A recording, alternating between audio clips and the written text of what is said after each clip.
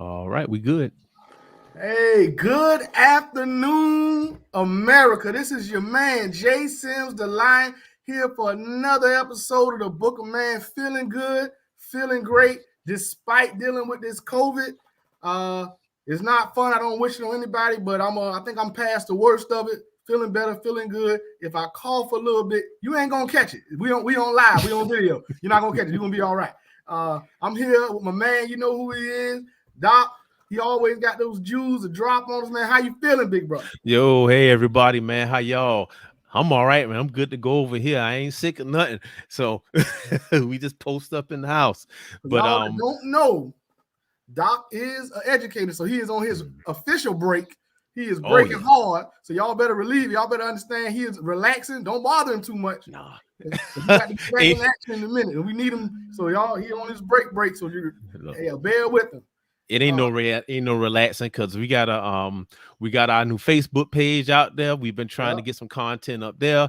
Been trying to get ready for this book study coming January 2022. So man, I'm still busy. We just trying to get some stuff done.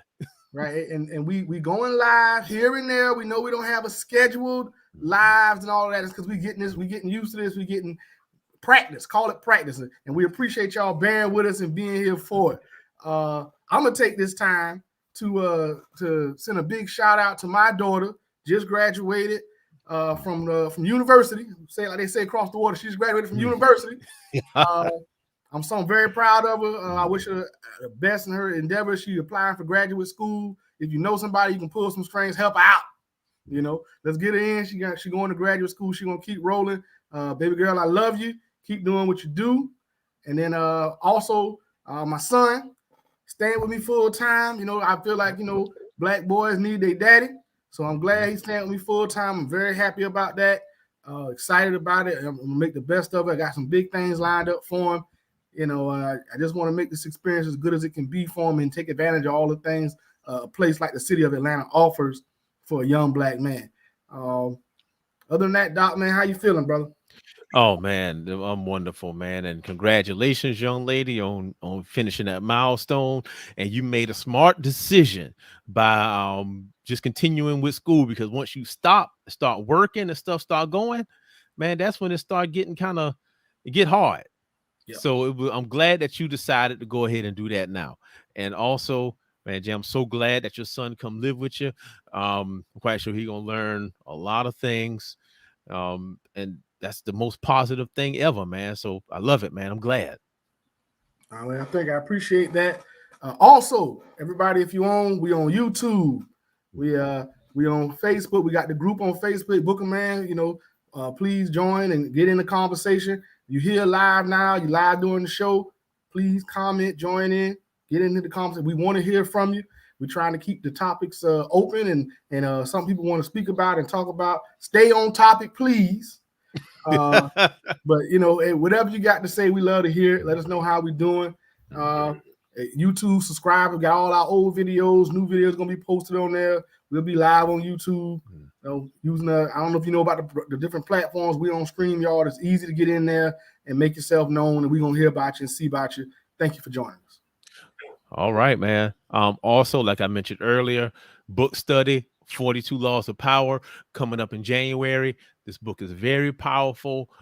It can change your life forever and change how you view the world and how you interact in it. But also, it's very difficult to take a text like that and go through it by yourself. That's why we want to band together, do this book study, a bunch of men, see what it means to us in life, and try to find ways we can apply it. So January 2022, if you don't have your copy of the book, go ahead and get it, or you can do a service like Audible, do like an audio book, because that's how I listen to mine. And if you're having trouble, but you want to participate, send me a message, let me know, and I'll see what I can work out for you. Listen, it's a great book. I'm just now getting into it, so it's going to be fresh for me. I'm really enjoying what I've gotten through so far. I'm kind of getting behind on my reading, because my normal scheduled reading time is my commute to work. And since I'm out on COVID, I don't have my normal scheduled time, but we'll work it out. That's right. I got to sit up at the house and get a few hours in. But please join us for that, man. It's very important. They always tell everybody, you should read books when you want to make those next steps in life. They don't often tell you about. You need to also break those books down and truly understand them. And that's what we want to offer here. We want to give young men in general, period, an opportunity to hear about some books maybe they haven't heard about, or get more knowledge about some things they have, and just get more men reading. You know, they say men read less than women. We got to catch up, fellas. That's right. And you can read with your ears, man. Them audio books. Yes, sir. Get it done. That make you drive. Make my drive. You know, it's a nice. I got an hour drive in the afternoon. That's a smooth hour, getting some knowledge, and I take my mind off of the traffic. There you go. All right, man. So you ready to get into this thing? Man, let's get into what we got for him this week, Doc. All right. This is what we got. So earlier in our Facebook group, The Book of Man, I think you posted this. You posted a video from Instagram, Kanye West talking about victim mentality. Yes, sir. And I did post that. So we're gonna dig into it. Now, fair warning, it's a couple of swear words in here, you know, some language. So if you sensitive to that, just know it's a little bit in there, ain't bad. And if you ain't, then you know it's all good. But anyway, let's roll the clip. Let me throw it up here. So that's us there. And let me know if you can hear it. You turned your back on the culture, or exactly 100%. I have turned my back on the idea of victimization mentality. We are locked up. We went from 1 and 4. We went from 1 and 4 to 1 and 3, but we always pointing at the white people. But yet we want to spend all of our money on foreigns. We want to spend all our money on luxury as opposed to going and buying some land. America is for sale. And there's a lot of barren land. Disney bought a lot of it in Florida. But the culture has you focused so much on fucking somebody, bitch, and pulling up in a foreign and rapping about things that could get you locked up, and then saying you about prison reform. Like, it's... Bro, we brainwashed out here, bro. What do you say to people? All right. So he said a whole bunch, man. Yeah, he said a lot, and it didn't take long to say it. And I watched it a few times when I first saw it. Because I'm not gonna lie, the first time when he went from 1 and 3, from 1 and 4 to 1 and 3, I was like, hold on, he talking about the number of black men that go to jail, that's going to prison. 1 and 4 black men went down to 1 and 3 black men have been to prison. That's what he's talking about. Anybody who missed it, because that's why I watched it. And then also, it's really deeper than you think. You know, you can, like you said, you complaining about prison reform. Don't go to prison. Yeah, that's the first thought to reform in the prison. Don't be there. The best thing you can do for prisoners is not be one of them. You know, there you go. Hey, the best thing you can do for poor people is not be one of them. So same thing. If you want to fix something, the best thing you can do to fix it is don't be part of it. and then you can try to help it out. So that's the first thing. Don't go to prison. That's what he's getting at. And then the overall, we got a victim mentality in our community. Overall, we love to point the finger and say it's somebody else, which sometimes it is. There are some real big problems that are systematic and systemic in this country that have created barriers and walls and hardships for the African American community. I'm not like it isn't. But you really can't complain about any of that until you've taken care of your own house cleaning. That's true. That's true. You know, for me, like I wrote down I got a whole bunch of questions and in a few things that I wrote down, but I'm gonna start at the beginning, man. It's like he mentioned the victim mentality. Correct. And he mentioned the culture. So those are two big things for me. Our culture is that of excess, that of appearances, and that of, I would say, like some narcissistic behavior, and wanting to have the limelight. And we celebrate flashy. But you know what I realized about flash It's gone in a flash. Yeah. Yeah. Flash That's is all. gone. That's all it is. Boom. It's over with. That's So it. So that means you don't get celebrated for nothing but and it's over. It's a snap. That's it. It's a snap. But I mean,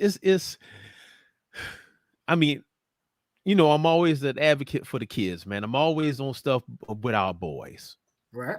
And this is the thing that's killing us. Mm-hmm. The culture that we have developed is slowly rotting us from the inside. And what's bad is that we know what this culture is, but yet we still perpetuate it, or we look at the little things and say, oh, it's not that bad. You know, and those little things, those are the dangerous ones. Mm-hmm. Those are the dangerous little things that build up on you and lead you to destruction. Correct. And if you let it slide by so much, it's like it's like dust, a little grain of sand. One grain of sand on the clean floor, you don't hardly notice that. Right. But you get a couple hundred of them, and now your flow dirty. Now your flow dirty.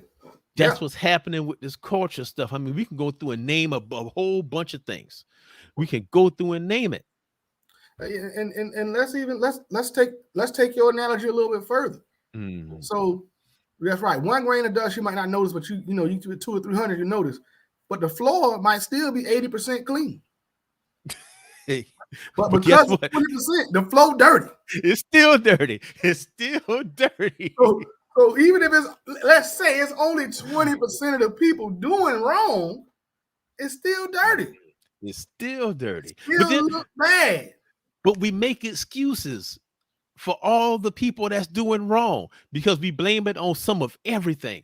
You know what? Oh, it ain't his fault because so-and-so, or it ain't her fault because somebody did this, or it's the system of systemic racism. Yeah, that exists. But you know what? It made me think. We had a conversation. My wife and I had a conversation with our son last week. And the subject came up about, oh goodness, inter-partner violence. What I mean by inter-partner violence is when boyfriend, girlfriend, husband, wife commit domestic violence against the other one. Okay. Now, the statistics show that inter-partner violence happens equally among men and women, right? Okay. I mean, women do it at a little bit higher rate than the men do it. Okay. But unfortunately, when it comes to the police officers in the system and the way that the people have been trained, you know, the men are always going to go down first. Correct. Regardless. Right. So he was saying, you know, we was telling him what to do if he gets into a situation like that. Mm-hmm. You know, try to walk away. And he was like, what if they don't let me walk away? And you know what I told him? I mean, at first I was like, you know, equal rights, equal lefts, you know what I'm saying? I was in there. Equal rights and equal lefts. But, you know, my wife was like, you know what? But the truth is, this is what's going to happen. Yeah. So you need to try to get away because they're going to take you to jail. And you know what? She's right. And this is the same thing. You know, I'm back to the making the excuses part, and the culture is the part of our culture to be abusive toward one another. It is. It is. And we make excuses for that. But then if you fall victim to it, you still got to deal with it. And that's what I'm getting to. Regardless of all this stuff that's going on, you still got to deal with it. Right. It's unfair. Mm-hmm. I'm not saying it's fair. We're not arguing the fairness of the situation. It's a raw deal. Yes. I realize that. It's a raw deal. We got a fixed deck, all of that. Still got to win. Okay, it's 3rd and 18. They call back your last play, and y'all don't think it was really a penalty. Guess what? It's still 3rd and 18. And if you want to get this first down, you still got to get 18 yards. You still got to do it. Oh, you can do it in protest. Uh-huh. But you still got to do it. You still got to get them 18 yards. It doesn't matter. Hey, the 4th quarter is here. Yes. You know, it's 25 seconds left on the clock. You down by 4. You can either complain about being down by 4. That's right. Know? Yeah. Hey, you was riding the bench all game. Coach put you in and say, man, I need you to hit this 3. Guess what? You still gotta hit the 3. I know it's a bad deal. You still gotta do it. He gonna put you over there in the corner. You ain't had no warm up yet. Guess what? No. You missed that wide open 3 that he drew up. That's It's right. your fault. You still your fault. So come on, man. I know it's a bad deal. I know it's not a good situation, man. But we until you check yourself. Mm-hmm.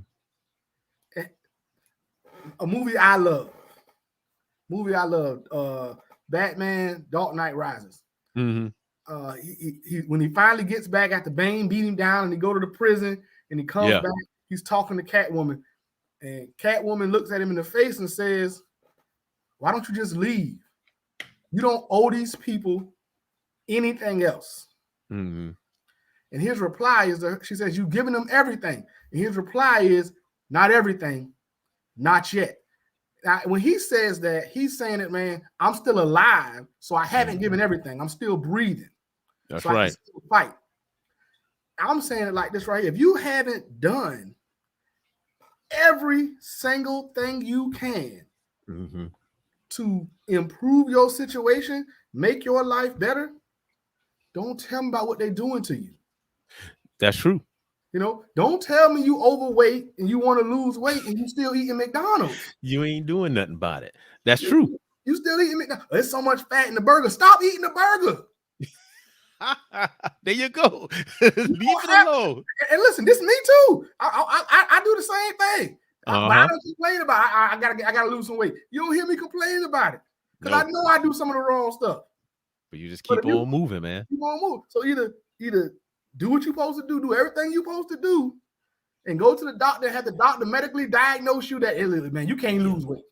Or shut up and do the work. That's true. You know what? I had another post, right? You know, I worked at a charter school. Yeah. Charter school was majority white. Okay. So out of 286 kids and about 20 staff, the number of people that were non-white was about 5. And that's including me, one of the teachers, and the bookkeeper. Now, yeah. But no lie, man, it was a good place because yes, some of the parents and the kids there had some false thoughts, a small amount of them, but for the most part, man, those people love me. I love them too. I mean, it was a good thing. Right. So they started to send me friend requests. So I just accept everybody because, you know, I put out positive stuff for everybody. Right. So one of the parents, because I don't work at the school no more, but she said, you know, just had to have a conversation with my son about racist people in the world. And I don't see why people are like that. So I posted, but you could imagine if that disturbed you, the conversations we have to have with our kids about the same thing all the time. Right. So then she answered back crying, I couldn't imagine that, blah, blah, blah, blah, blah, all of this stuff. So I told her that we have to recognize that these things happen. And we can still fight to have it change, but we have to teach our kids how to still live within it. Right. And this is the same thing. You can recognize that stuff is there. We can recognize our culture is the way it is. But we have to teach our children how to survive in it. What's right, what's not right. What's pretend and what's not pretend. You know, it's, man, oh gosh, I can go. This just makes my head hurt. How what we subject these children to every single morning, every day. I mean, they treating kids like they're adults, man, and it's crazy. Kids know more about stuff than I do. Look, and listen, I mean that's the social media and the access. As parents, again, we got to control it. You know, your 10-year-old doesn't need a phone. I'm just gonna be real with you. Your 10-year-old doesn't need a phone. Now, I ain't gonna tell you no lie. My kids had them. They had them. I won't say 10. When it was about 5th grade. But the thing was, my wife and I, what we hold their hand every step of the way. There you so go. We then explain. That's the caveat. That's right. We explain how stuff works. You know, this is how it works. This is what's going to happen. And then they would report, yeah, daddy or mama, you was right. That's exactly what happened. So, you know, I think, like you said, there's caveats to that. We can expose our kids to things, but we just can't turn them loose and let them just do it. Right. You know, and again, that's culture. Part of our culture too is putting kids out the house. Like, you can't wait till you turn 18. 18, they get in the boot. I don't believe in that. Do I think you should put a child out the house at 18? No. Mm-hmm. Do I think that child needs to be doing something towards a career or Yes. education, or you need to be figuring out if you need to be in the military? Yes, I think once high school is over, then after that, an 18-year-old should be trying to figure out what their next steps are. That's right. Especially in a place like Savannah, and especially for young black boys. Yes. I'm going to say young black men, 18, 19 years old, because that can get real hairy and ugly real fast without you really doing anything. And you can just find yourself in the wrong place at the wrong time and make it real hard for the next 10 years of your life. Not saying or more. But not saying you're going to go to jail or nothing like that. You might end up with a baby too early. You can't provide for it. You know, you might end up working the kind of job that's, you know, you get injured or hurt because you're doing some labor some intense labor you probably shouldn't be doing, or working 12, 14 hours a day, and you shouldn't be doing that, still trying to figure out, you know, and go to school and all that kind of other stuff. So it's, to me, but you have to, I'm a proponent of go away. Yeah. Get away from your hometown. I wish I had taken the opportunities I had to get away. So, and you're right. But that's on us parents to give our kids those options. Yeah, and you know, I'm gonna give a shout out to my wife again, man, because she's been on it. My daughter recently graduated from high school. She graduated early. So in January, she don't have to go back to public school anymore. Okay. But for the past, definitely. I'm very proud of her. I'm pleased with her, you know, all of that. But now we're looking at, she wants to go to college. Okay. And I'll tell you what, my wife has been on it. They have visited almost every major college in Georgia within the past 3 weeks.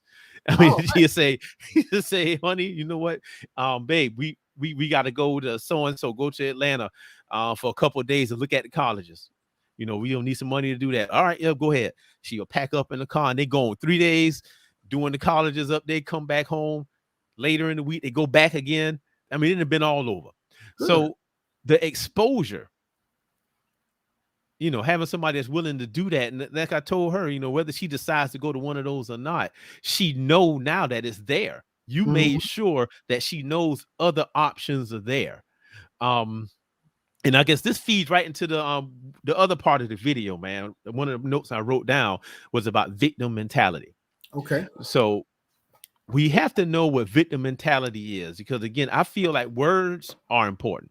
They are. And a lot of times we hear words and phrases, we think we know what it means, or we just assume something and just shoot right over it. So I had to look this up, man. WebMD, victim mentality. Okay. Is when you believe you have no control over things that happen to you.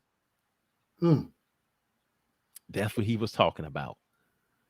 Exactly what he was talking about. That's a lot of people walking around with it. Exactly. No control. People love to point the finger. Now it's my thought process is I don't want to be the victim. And the reason I don't want to be the victim is because that means I don't have any control. It's my fault, because that means I can also fix it. That's right. When it's somebody else's fault, you're giving them control over your life. Every time they do something, you did this and now my life messed up. No, man. No. What did you do? Did you make this possible to be done to you? Okay, well, you might need to change what you did here or there. Or, okay, that person did whatever they did, or that system exists. What is your way around it? But you know what, though? But let's look at this thing here. We always say, and here's one I heard a lot of people use, you know, there was no dad in the home, so I'm like this. Or I lived in the hood, so I'm like this. Nope, I don't buy it. That's why I'm a goon. And you know what? We have people that's on our group the book of man right now that grew up in the hood with no father at home. Matter of fact, one of them was on our show a couple weeks ago, you know, high position in the military, because he chose that and he battled past that. There's a lot of people like that. So, you know what? All right. If you can articulate that you're a certain way because of something else, that means you can figure out a way to get out of it. That's right. If I'm this way because XYZ was how I was raised, then you can say, okay, I don't want to be that, or I want to be that. If you want to be that, then don't complain about it. You don't want to be that. There's a million resources to get it. And the first time, I don't know how to do that, or I don't have the money, and you don't really want it. That's right. That's what I'm saying. If you really want something, then you're gonna jump in there and do it. That's what we got to teach our kids, man. Just say what it is. Say you're comfortable with your situation. Say you're comfortable with your situation and stop bothering me. Yeah, you're right, man. You know what I was going to say earlier is I think victim mentality comes out of fight or flight response. Yes. Now, if you don't know what that is, when you get back, let's say if we have a wild animal or a dog or something like that. No, matter of fact, I'm about to correlate this to a quick story, man. Everybody know, they always say, "Hicks, you from the country." I grew up out here. My granddaddy had chickens, right? And he used to have these fighting chickens. So this is what would happen. The chickens would chase you.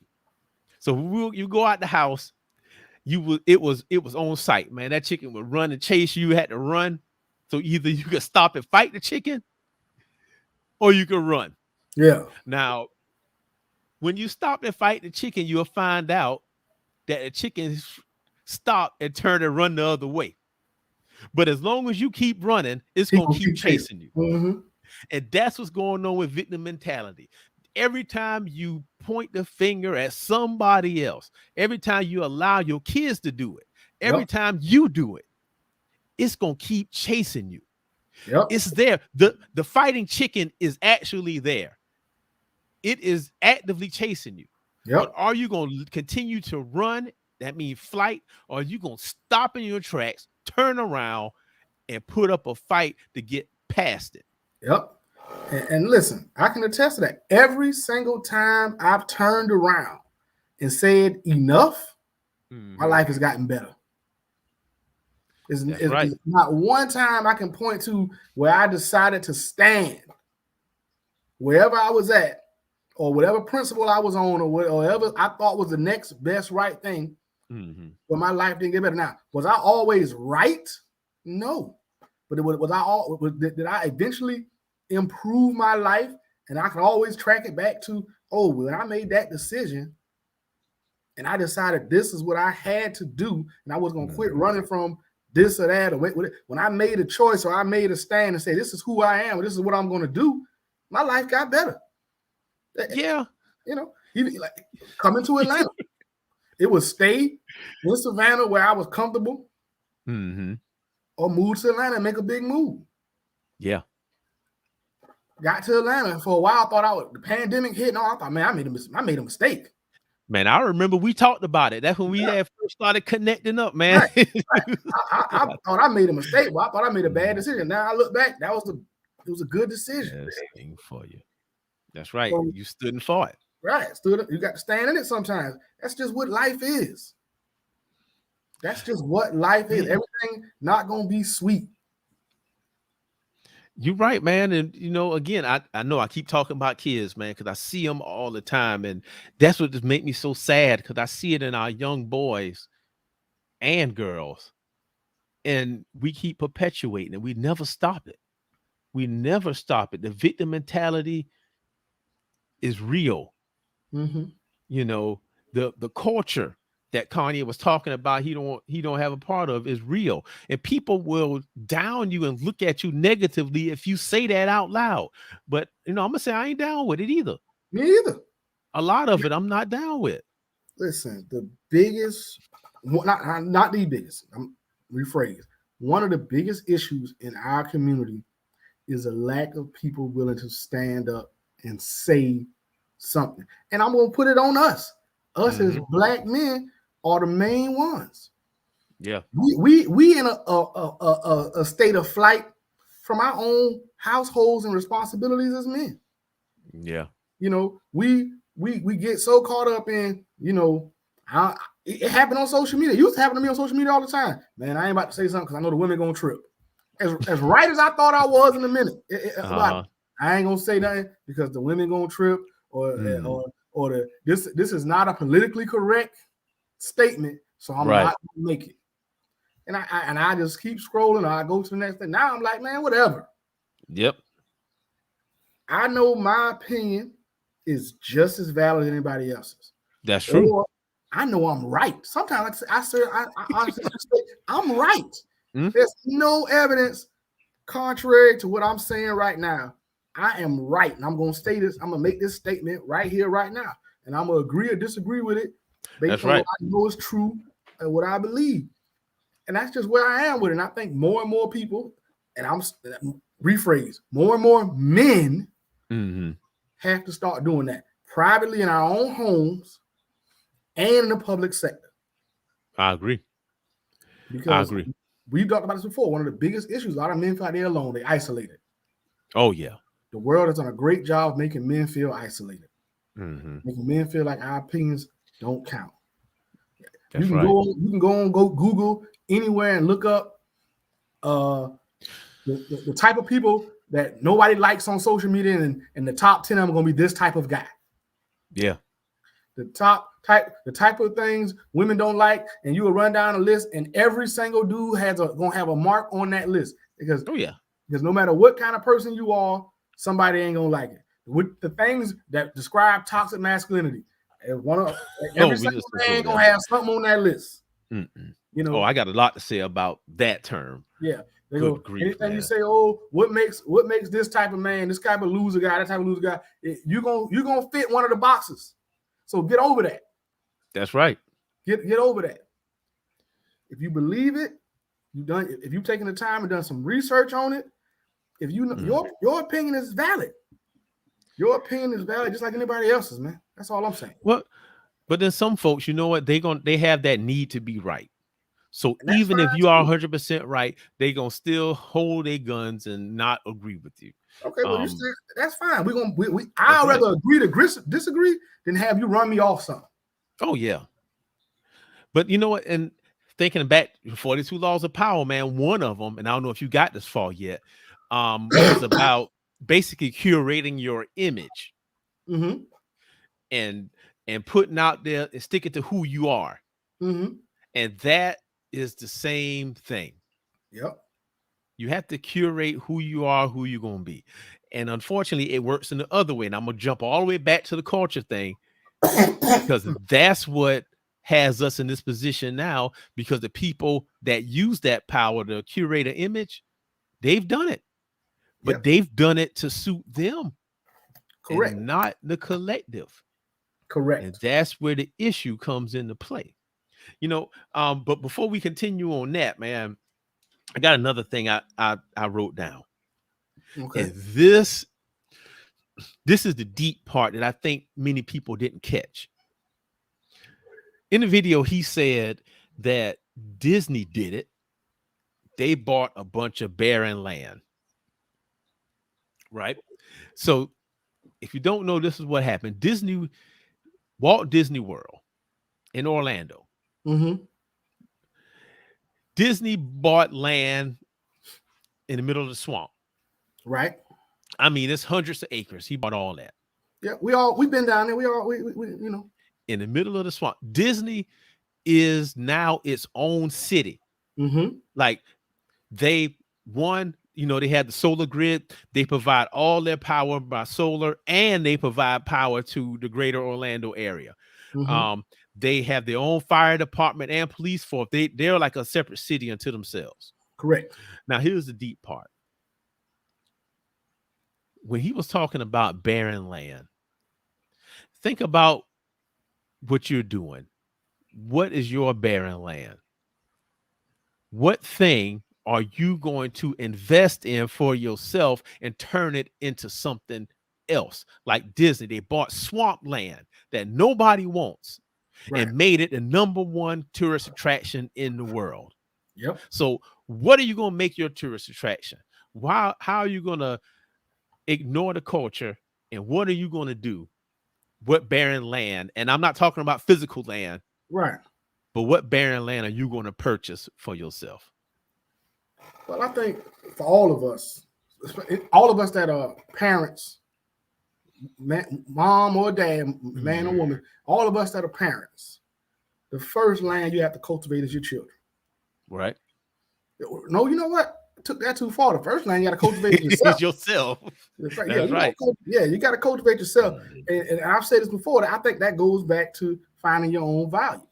I think a lot of people walk around without a lot of value in themselves. You don't have a lot of value in yourself, you're not going to have a lot of value in everything around you. That's right. Point blank and period. And our culture is a culture that devalues us as human beings. Like there's a lot of cats that's quick to say, I kill a nigga. Yeah. Yeah. You know, put that same person around an individual of another race. Oh, I can't say nothing to them because, I'll get in trouble for that. Yeah. So, that means you already valuing your brother's life or your sister's life less than the life of somebody else or your own. So and they don't. Yep. And I'm gonna agree with you, man. That valuing of self, right, goes a long way. A long way. And you can't. How can you save your family?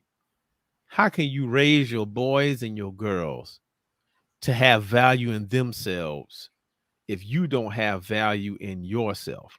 I always tell folks, how can I believe in you if you don't believe in you? Correct. You can't do it. Can't. There got to be a time. That's why this is important. You know what? All right, men, fathers, husbands, y'all out there, listen to this. That's why this is important. Number one, join up with another group of like-minded men or men that's going in the direction you want to go in. Join up with them. That's just like our group here. Number two, invest in you.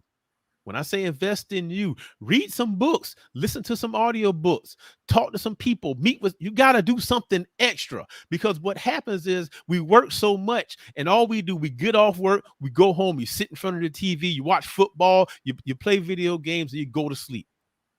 You got to burn the candle at both ends to get better.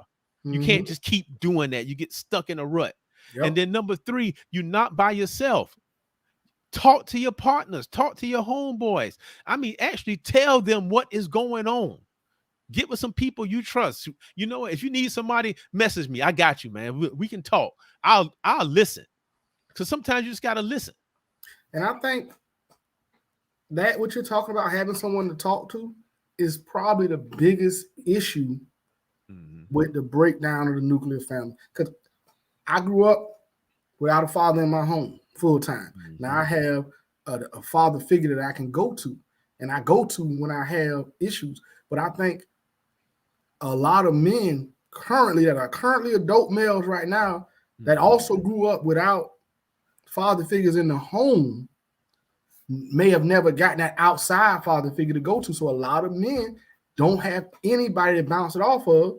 Yeah. And because you don't have that natural trust that you would have between a father and a son, you're going to end up with a natural distrust of men in general. Because let's say you go up in a situation where your father wasn't available and your mother never remarried, and you might have seen this guy come and go or this guy come and go. Your mother was just dating. She was trying to find somebody or whatever. But all you know is men come and go. Yeah. That's all you know. So you ain't gonna put your faith and confidence in nothing that come and go. You know what? That's subconscious thinking. Yeah. You know, and guys out there, trust me, subconscious is a real thing. Yes. It's that little voice that tell you, man, I don't need to be here. That's the voice that put the brakes on everything you're doing. It tell you, oh, you ain't good enough to be here. Oh, you know what? Oh, here go the one, man, I ain't gonna be with them white folks doing this stuff. Yep. I ain't good enough for that. man, that's what creates imposter syndrome. Yep. But you got to learn to silence that voice until it gets strong enough to support you. Your inner voice should say, you know what, man, I'm doing this. Watch this. You know, and the more you start telling yourself that, the louder the voice get. Yep. Until you get to a point to where you feel like you invincible and you can do anything. Yep. But enough of us don't have that voice. We don't, because we think we only good enough to go to work, make money. That's it. That's all we do. And that's not even everybody. Some folks don't even see that in themselves. That's true. And like Kanye said in the video, man, a lot of it has to do with our culture. You know, either you are you pushing a foreign and spending up money, or you ain't doing much at all. No. And that's kind of the way our culture treated. You know, we act like if you ain't 25 and a multimillionaire, you wasting your time. Oh yeah. Now, you know what? Now, that's going to be our next topic. But before we get to that one, you're right. You are right. And that's why in our group, I posted a video I made a while back titled "Money is a Measurement, Not a Goal." Right. Now, going back to what you said about culture and the things that we value, driving foreign cars, wearing Gucci, Louis Vuitton, this or that. Everybody want to go to Dubai and, do all of these things. But their goal is connected to monetary or material things. Right. But it's a measurement, not the goal. So what I mean by that is your goals, and I was going to say should be, but all right, I'm going to use myself. My goals are not connected to the money, but the money showed me that I'm progressing in a good direction. I agree with that. Because what happens with right now, you can ask any kid, ask a kid, what you want to be when you grow up? I want to be a millionaire. That ain't nothing. That's nothing. There's no direction. There's no purpose behind it. You got to connect purpose to what you're doing. That's part of being intentional. Yes. You have to be intentional with your life. Yeah. You got to play offensive, not defensive. Now watch this right here. All right. That comes from one of our famous terms in our community: move in silence. Don't let nobody know what you're doing. Keep it to yourself. And then, so, okay, cool, you did that, and then you show up money, you show up big, you show up wealth. But nobody else know how to follow you. Nobody else know how to do what you did. We live in this only one of us can have it. Django, remember the movie Django? Yeah. What you say, that 1 in 10,000? We live in that 1 in 10,000. Only one brother get a chance to make. Only one sister can make it. Yeah. And that's not the case. Now, maybe everybody can't be a celebrity, a television icon, or music star, or movie star, or whatever, an athlete or whatever. That's fine. No, everybody can't be that. But we all can have some level of success and live a decent life. That's right. If I say redefine success for yourself. Correct. And I know, I'm not sitting here like any of this is easy. It's hard. The system out here that we dealing with, it's hard. Every time you get a little bit ahead, price go. Oh, I got a raise, but then the prices go up on everything. So what your raise really mean? I read something the other day said they talking about inflation. It's not inflation when these companies are having record-breaking profits. It's price gouging. You know it. That they say trickle down economics. Man, that's a joke. Because nobody gonna let it trickle down. So, you know what I'm saying? So let's. I'm not acting like any of this is easy. I'm not acting like it's not hard, but it's not going to get any better pointing the finger at somebody else. Not going to get any better being a victim. It's only going to get better if you put in the work. If you make the steps you need to take the steps you need to take to live better and to do better in life. We all want to do better and be better, And I want everybody who wants it to go get it. Mm-hmm. But if you can't say you want XYZ and then saying I can't have it because of so and so and so. Yeah, you got to overcome. You got to overcome. You got to.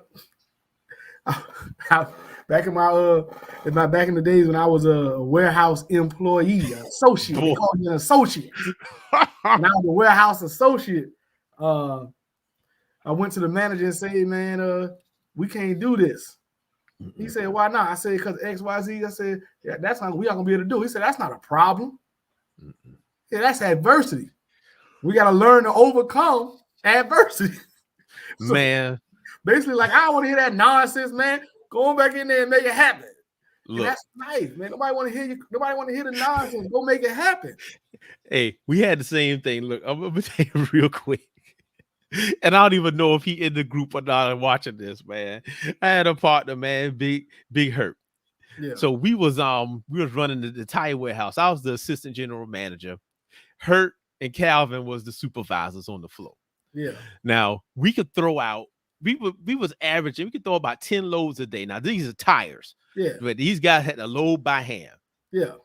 But like October, when the stores try to load up, yeah, the amount of loads would increase. So now we had to do 15 loads. Right. The yard was full. So people in the warehouse, the yard is where you keep the full trailers outside and empties on the other side.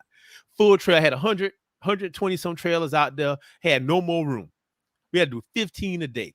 Them fellas like, man, we can't do that. Hurts like, man, you better shut up and get your behind out there. You better got there and load my trailers. But what he was saying is stop whining about it and go do it. Yeah. That made, of course, we got some overtime, bud. I had the budget for the overtime, but we did 15 loads. It is what it is. Listen, let me worry about where the trailer's gonna go. Okay. You just load them. That's it. He better get that money, especially if you didn't buy the trailer or buy the piece. Yeah. Man, going to get that money. Don't be sitting there trying to take no breaks. The money. You're going to come in Saturday. You use those Saturdays and Sundays because there ain't nothing coming in or out. You're trying to catch up. Catch up. Listen, nobody, stop asking for easy. Yeah. Stop looking for easy. Mm-hmm. I understand we are not starting at zero, most of us.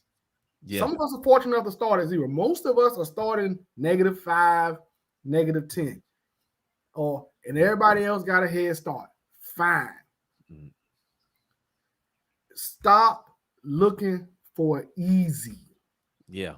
And focus on success. If success was easy, everyone would do it. Then it wouldn't be called success. It wouldn't be called success. It'll just be called regular life. It'll just be called normal. Success is not normal. Mm-hmm. You know what I'm saying? So cry it out. Mm-hmm. Cry it out or whatever you need to do. Don't Eric E.T. Thomas, don't cry to quit. No. You already hurt. You're already in pain. Get a reward from it. That's right. You're going to be tired tonight anyway. You might as well make some money. There you go. I mean, it's like that. Again, I keep talking about that inner voice getting loud. Yeah. My inner voice, when you hit stuff like that, and I know it's impossible. That's how you make the impossible possible through your inner voice and your inner spirit. And what I hear is, oh, watch what I'm about to do. Watch this. Oh, I'm about to do all of this. Listen. I'm a football fan. I'm a Falcons fan. But one of the most impressive things I ever seen was when we lost. The way Tom Brady came back. 28-3. They could have folded. The Patriots could have folded. Nobody would have said nothing. Now, them boys beat the brakes off of them. What Tom Brady do? Tom Brady said, we down 28-3, third quarter, 5 minutes to go. Don't worry about it. Hold my beer.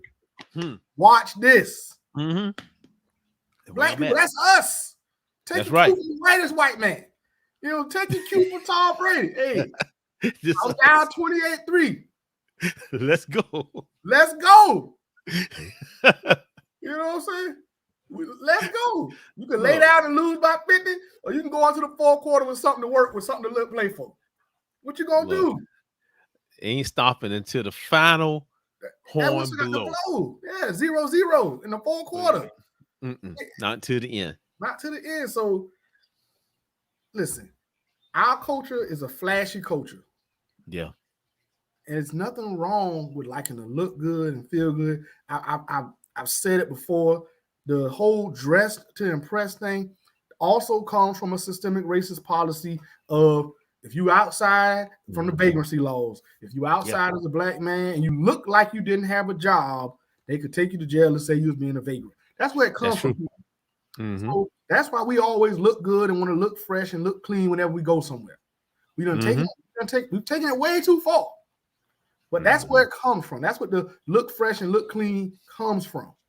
Yeah. And it's turned into swag culture and all of that. I got it. But that stuff does nothing. There's no substance behind any of that.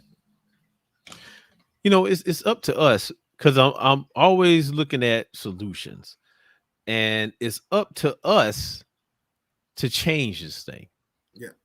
We got to change it because right now we just don't want to talk about things and not offer solutions. We have to change it. It starts with you. You have to reframe what success is and be okay being the trendsetter and framing success in your own way. Then we got to teach our kids that. Right. And just keep pushing that forward. Don't fall into these traps, man. And you know what? I'm going to say this too. Watch less TV. Watch less TV. You got to be careful what you putting in your body. And you transcend that to controlling what you put in your body. Correct.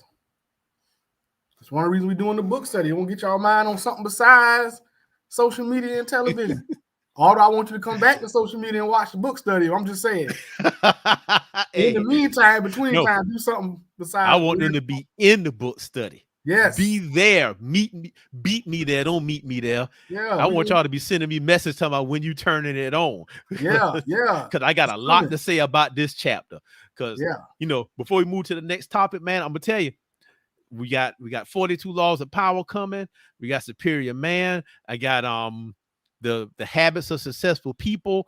I got no more Mr. Nice Guy. I got Iron John, which is one of my favorites. We're gonna try to get around to Battle Cry by Jason. Y'all know me, seeing dude with the white beard that do teach karate. So I can't remember his name, but that's all right though. When the time for the book come, we're gonna be on it. Yes, so sir. All of that, we ready. Let's go. We're getting into it.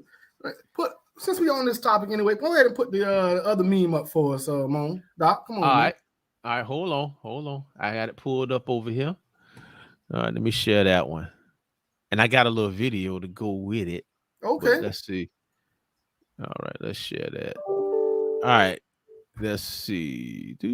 Now let's do it like this. All right, right here. Social media got 22-year-olds wanting to off themselves because they don't make six figures or drive a 7 Series. Stuff is terrible. Below that, it says, got women thinking you can afford a Chanel bag. If you can't afford a Chanel bag, you're doing bad in life and offer them nothing. Got dudes thinking a good 9 to 5 is slavery. Nobody likes their body. Nobody likes their home. Just a mass group of people wanting what others have or pretend to have. And in the middle, Seraphy wrote, I love my childhood. Y'all new kids in your teens and 20s got a lot of pressure on y'all for stuff that ain't real. Okay, couple of things I'm gonna correct you on real quick. That's Safari. Oh, that's okay, my bad. I ain't in the thing, man. I don't be listen, knowing man. That's he's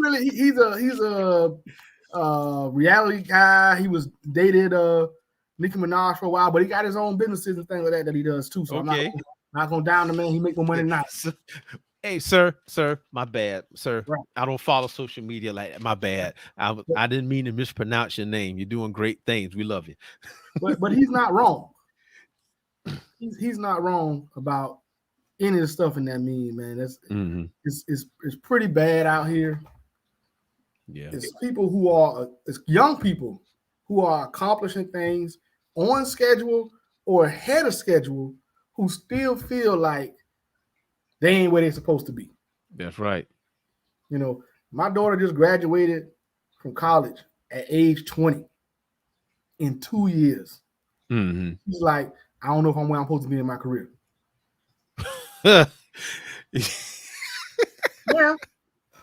Ma'am,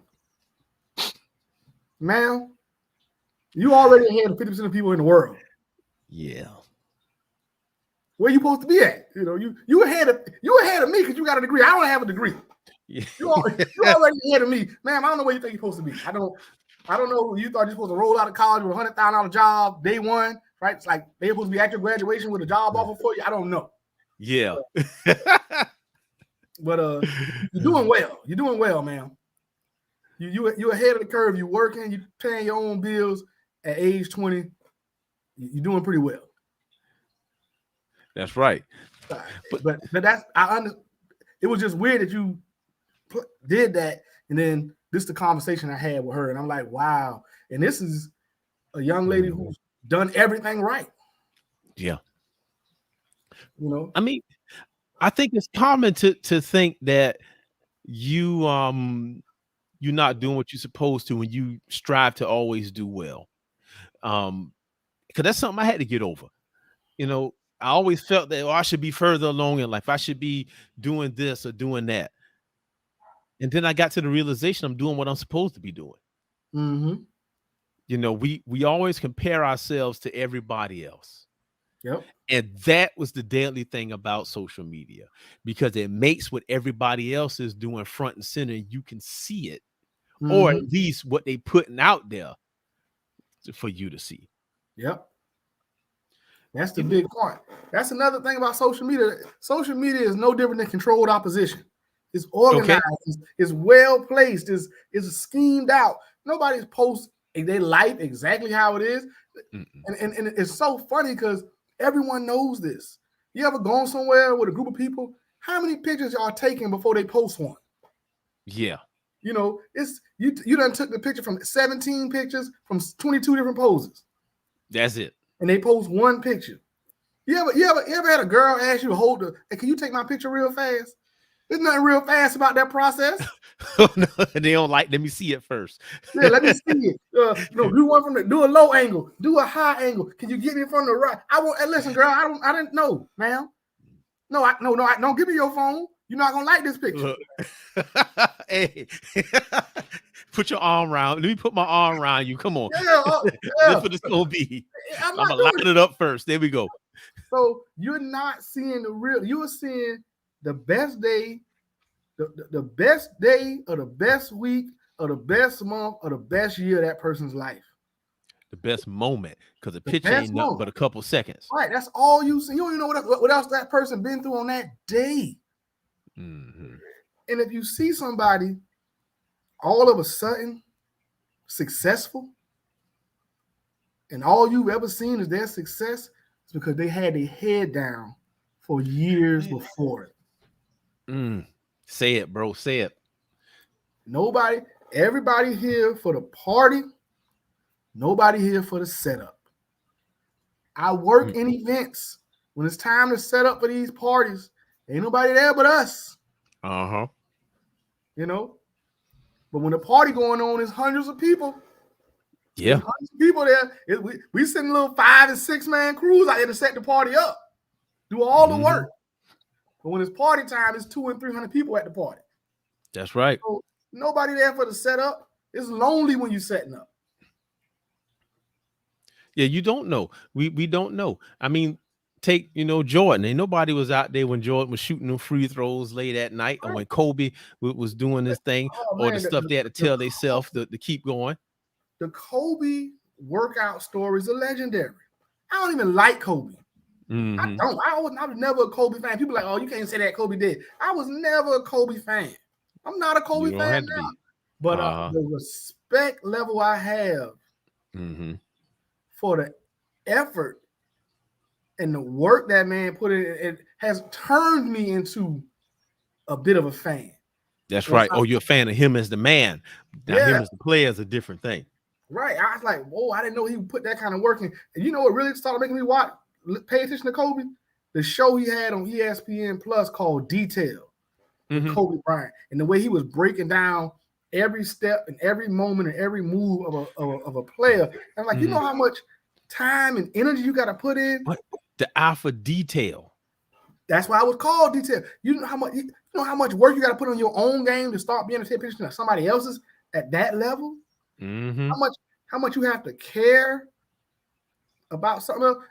There's a thing called the zone. Anybody who plays sports and that stuff has heard of the zone.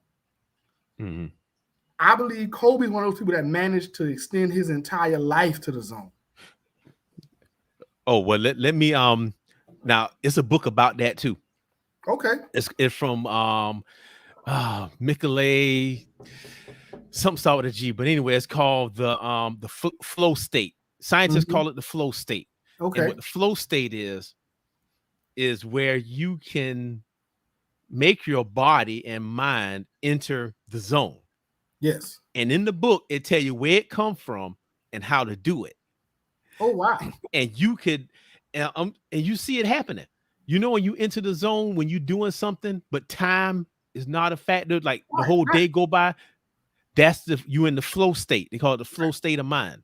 So you can put yourself in that.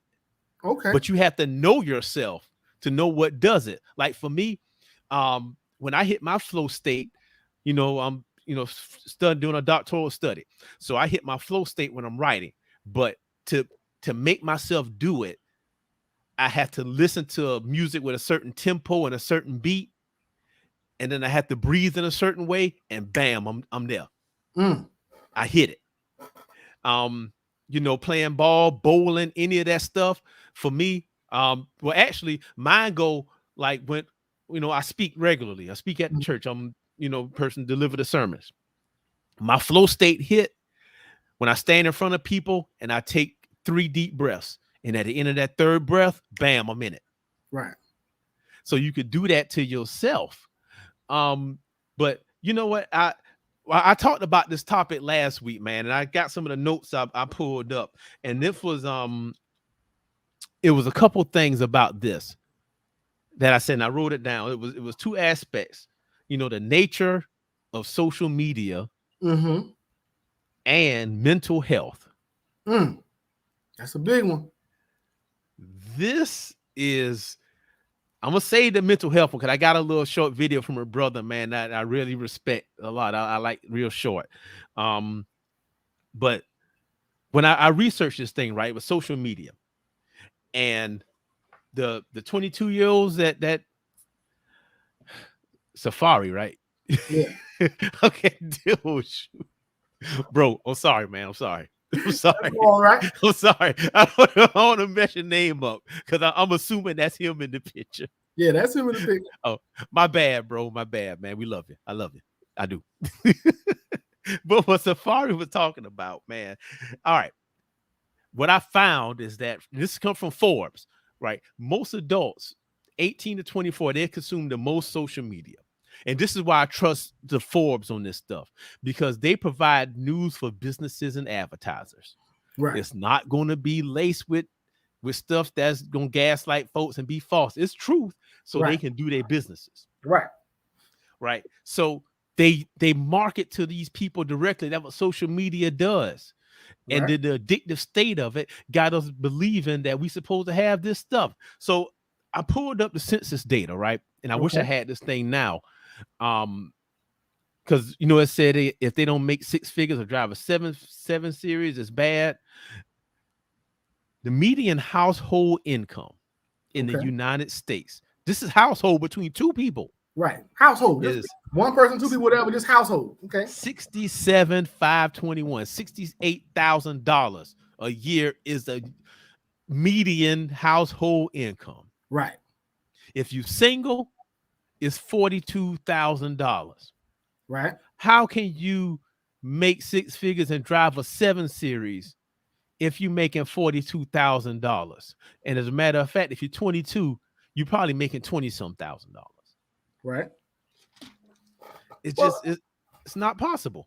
It goes to say that the lack of realism in social media. Is a lot of it's not based in actual, in actual society, in the actual world, what we're really doing. The the desires of people and what's actually happening don't line up. Mm-hmm. And we've gotten so out of whack to now people are really unhappy with Yes. their life if it doesn't line up with these illustrious goals. And it doesn't, and they're so caught up and stuck in their devices, they don't even look around. Mm-hmm. Most of the cats driving 700 series and making six figures is 50 years old. Yeah. That's who got 700 series and making six figures and all that. Most of those guys are 50 years old. They put in 25 years of work. Yes. Most of those guys are 45 plus 50 years old. That's just the way it is. You know, it takes time to build a career. Most of us, whatever we, even those of us who went to college and have degrees, don't work in what they went to college and have a degree in. No. You know, you come out, go to college, you get a degree, you start working, you realize, you know what, either I don't like this, or I'm not good at this, or I think this is really what I really want to do. All of that stuff is basically saying you have the ability to learn and process information. That's right. It's not saying this is what you're going to do forever. I mean, if you want to go to school for this or that, go to school, get a degree in it, and maybe you'll love it. But don't think you may go through 2 or 3 or 4 iterations of who you're going to really be before you really get to your money. Most people, highest earning years is 40 to 60. Yeah, that's it. No, a man don't stop making money till he hit 45. Right. So just young people, put your head about the phone. Young men, young women, pick your head about the phone, look around, and it's not hard to see. What did you say? Median household income, two people for 67,000. Emphasis on the 2 people. Say it again, bro. Say it again. Relationships matter. Relationships matter. Yeah. Household income improves with 2 people. 2 people, 1 house. Money split better. Just does. Relationships matter. So, hey, you know, but a big thing is, man, contentment. Now, I'm gonna hook this into something I said in the other broadcast about money being a measurement and not a goal. Right. And likening that with contentment. In this example, money and stuff is the goal. Right. And that's why these people having these issues when they're not meeting a goal. Because how you gonna keep on going on if you feel like you always a failure? Right. No matter what you do. But there's no conceivable way. No, the odds are very slim that as a 22-year-old, you can make enough money to buy a 7 series. And if you do buy one, it's going to be 20 years old and it ain't going to run right anyway. It's not realistic for you to even try to get you one at 22 years old. Unless you are in those rare extreme situations where you like an NFL player, a college, a basketball player, or something like that. Other than that, you probably shouldn't even be trying to invest in nothing like that at 22. You know, out of the millions of people on earth, I think 150,000 of them are entertainers and athletes that make that kind of money. Right. Out of millions, that's like 1.5%. Yeah. So out of 10 people, one of y'all gonna definitely be a millionaire, and somebody gonna be halfway there. I think you got the math wrong on that. I think that's 0.15%. So let me change that. Yeah. Yes, you're right. Yeah. You're right. Out of 100 people, one of y'all gonna be a millionaire. Yes. You're right, man. Good looking out on that one. So that make it even more realistic. Right. Even more realistic. One of y'all gonna be a millionaire and be famous, and somebody gonna be kind of all right halfway there. The rest of us gonna be normal. But contentment. There's nothing wrong with that. There's nothing wrong with having a decent income, taking care of your family, living good. Yeah. Listen, we all know none of us grew up. I understand. None of us grew up saying, "Oh, I just want to go work a regular job." Nobody grew up saying that. No. But the other side of that is there's a lot of folks that work regular jobs that are doing pretty damn well for themselves. Isn't that a dentist? There's some well-paid dentists out here. I always told my kids that they need to be the dentist, but they don't want to do it. You know, yeah. I mean, let's. It's you know, you ever met a guy that does? You ever been an aviation mechanic? Yeah. He pulling out $90,000-$100,000 a year. Mm-hmm. He living a good life. That's right. So don't get caught up in time. What you said though, good life, is the key. You know, and for me, because you talked about it earlier, man. I mean, I'm an educator. Yeah.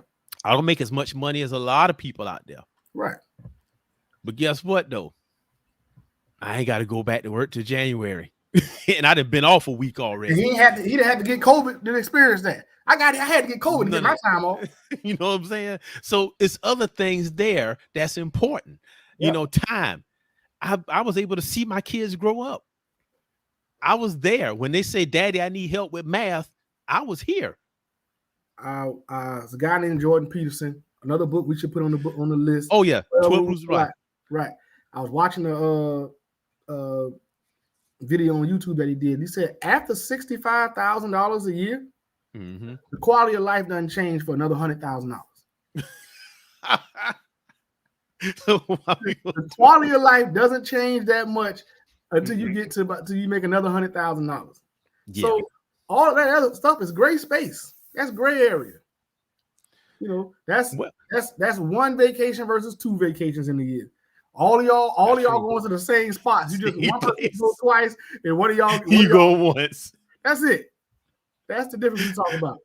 But you know what though? You talk about a Honda versus a Lexus. That's it.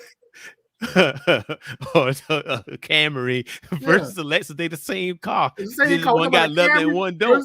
Yeah, that's it. That's what we're talking about. This what y'all. We people out here killing themselves hours wise to go from a Camry to a Lexus. Yeah, that's all we're talking about. We talk about going to Dominican Republic for 5 days or 7 days. Same thing. One of us going for 5, one of us going for 7. But I'm gonna tell you what happened though. See, a lot of folks they don't have the training or the mentality to handle that much money. Because there's folks out there that'll make $100,000 a year and blow it, and all their bills gonna end up $100,000 a year. So let's say if they make $10,000 a month, right? That's $120,000 a year. But between the house and the cars and everything else, you spending $9,000. So you living off $1,000 a month, and guess what? You just like me. That's why I said the quality of life. The quality of life doesn't change that much because you still living damn near paycheck to paycheck, or you living maxed out on your bills. Okay, credit cards. Yeah, we you know, all I could afford was the Honda. You got the Lexus. Okay, cool. All I could afford was the Camry. You got Lexus. Okay, cool. But end of the day, walk around money, disposable income, we got the same $500 in our pocket. That's right. And you know what? I mean, that comes part of being wise. And I'm gonna give a shout out to my wife again. Because in our we've been married 18 years, going on 19. And she's been the main one, you know, with the vacations and stuff like that. Because you know me, I'm stingy. I'll be like, we ain't going. I'll just stay home. We ain't going to see nothing. We ain't going no way. Because I want to keep that money in my pocket. But you know, she plans this stuff, and she's able to make we can save money, right, and do the same things as somebody that would have made more can do, and not have bills afterwards. Right. So there is a way to do these things when you're older, but you got to be smart about it. And if you're 22, just wait. 48 Laws of Power talk about time. That's coming. Oh man. Yeah. Look. And I understand. We people like everybody else. Young people. I know it's in your face. Right. I know it's in your face. I know they every day you pick up the phone, you know, this young lady, she jet setting all over the world, but you don't know who dime that's on. No. This young man, he Gucci from head to toe, but you don't know how he got that money. You know, that's the only outfit he got. Yeah. That's the only one. You don't post it once a month because he spent all the money to one fly. Go nowhere else. You know, he ain't doing nothing. You know what? I saw she at the same gas station. Ain't nothing going. I saw somebody talk about, I don't remember if it was on TikTok or somewhere else, but they was like, man, I wouldn't want to wear designer clothes because you can't wear it number one time. How you look walking on the red carpet, you got the Gucci outfit on, but you can't wear it to the next event because everybody done seen it. That's why the black suit, the best suit. That's it. You don't know when I got that black suit. I can wear that 3 or 4 movie events for anybody even notice. It's generic, man. That's why Steve Jobs, man. I read the switch that shirt long time ago, the Steve Jobs biography. Yeah, you can learn from any and everything. There's 2 lessons I learned from him. The first lesson was he had a uniform. You ever notice Steve Jobs? You go back, black turtleneck, pants. That's it. Yep. Because it takes too much effort and time to be trying to plan outfits, and that's time you could be using to do something else. Right. And the other thing I learned, man, pay attention to the details. When he made the Mac for the first time, they had to paint the cases black. He spent extra money to paint the inside of the cases black because he was like, we do things all the way. And if they ever open the case and look in it, they're going to see that we was thorough in what we do. And that's how we need to be. Be thorough in everything you do and stop wasting time and effort worrying about stuff that don't matter. Yep. Like driving a 7 Series. You're going to be mad when you pull up and them oil changes be a couple $100. Got to get that Ain't nobody say nothing about that. Got to get that A&B service. You can't do nothing. Listen. Look, I like nice stuff just as much as the next man. I'm just imploring to the young people. Nobody expects you to have it all figured out at 22 and 25 years old. You are not failing. You are not nothing. You are not a loser or any of that stuff because you don't have 5 and you don't have 6 and 7 figures in your bank account at 25 years old. Because if you really stop, young people, really stop, pull your head up out the phone, walk around outside and look around and pay attention to the old dude. And look around and pay attention to the old dude and pay attention to these people. You will realize all the people who really got something, they 50 years old. That's it. It took time for them to earn it and make it. You will go out there and you will see a couple of people, young, living kind of high life. One of them is a rich man's son. That's right. The other one is a soldier. He just got a fancy car. That's the half. Hey, that's what it is. That's exactly what it is. He just got a fancy car. So just chill out. It's coming. Do the work. Do the work. There's nothing in this country. One thing for sure, you will never get something for nothing. You got to put some work in. You got to put some effort in. Sweat equity still pays. Man, I want to jump to something else I noticed in this thing. Okay. Got dudes thinking a good 9 to 5 is slavery. Yep. Nothing wrong with working a regular job. Okay, first off, he said it correctly. He said a good 9 to 5 is slavery. Because a bad 9 to 5, I can understand how you could feel like that's slavery. But to feel like a good 9 to 5 is slavery, you shouldn't feel like that. Now, do I understand how a young person in the world we live in could look at a man like myself or yourself and say, man, y'all put in all them hours and you don't make but such and such? Okay, you're right. But I don't look over my shoulder. You know what I'm saying? I don't have to put on for nobody. I get up in the morning, I go do my job, I do my job well. I did it for the folks that they're going to pay me a certain amount. I accepted that. Now, if I get to a point where that amount is no longer enough, now I move up. But that whole time, I'm taking all of those skills that I'm learning. Every time I get a chance to do something different, every time I get a chance to have a different conversation, all of those skills, all of those ideas, I'm taking and moving on to the next thing in my life. So Think what you want to think about me. But I'm gonna be the 50-year-old dude that's driving the 7 Series. 7 Series. But I'm gonna tell you this, That man. you dreaming about. That's right. But look at this though, man. I have been this person. Yeah. You know, when I was in college, I had an internship at an accounting firm. Mm-hmm. And I was like, I'm not gonna sit here and do this for no $30-some thousand a year. This was back in 2000, 2001. So I would think that. But back then, that was the good money. Mm-hmm. But what people don't realize is that you have to go through it. You got to go through steps. You don't jump from the bottom to the top. Correct. So guess what? You're going to have to work them 9 to 5s. Or if you don't, then what? You're going to gamble everything on something that has a low probability of working, like being a rapper. Oh, I shouldn't have said that out loud. My bad. Well, listen. And look, I'm not one to shoot nobody's dreams down. No.